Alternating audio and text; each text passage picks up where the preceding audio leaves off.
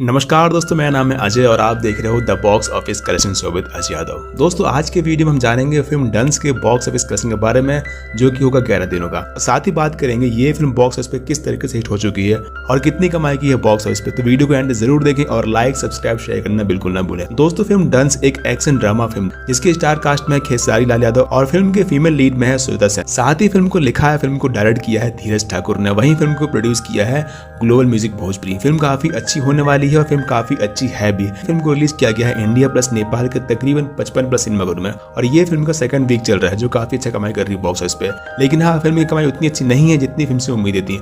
बात करते हैं फिल्म के बॉक्स ऑफिस कलेक्शन के बाद, जिसके बाद बात करेंगे कि ये फिल्म बॉक्स ऑफिस पे किस तरीके से हिट हो चुकी है।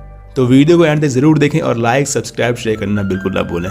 दोस्तों, फिल्म का बॉक्स ऑफिस कलेक्शन है 11 दिनों का 52 लाख रुपए। साथ ही फिल्म का बजट है 3 करोड़ रुपए। ये फिल्म कितना कलेक्शन करेगी बॉक्स ऑफिस पे, ये तो वक्त ही बताएगा। इसके साथ ही ये फिल्म बॉक्स ऑफिस पे थिएटर में फ्लॉप साबित हो चुकी है। अब बात करते हैं कि फिल्म ने किस तरीके से अपना बजट रिकवर की। दोस्तों, फिल्म की शूटिंग हुई है यूपी में और यूपी से फिल्म को सब्सिडी मिली है 2 करोड़ रुपए की।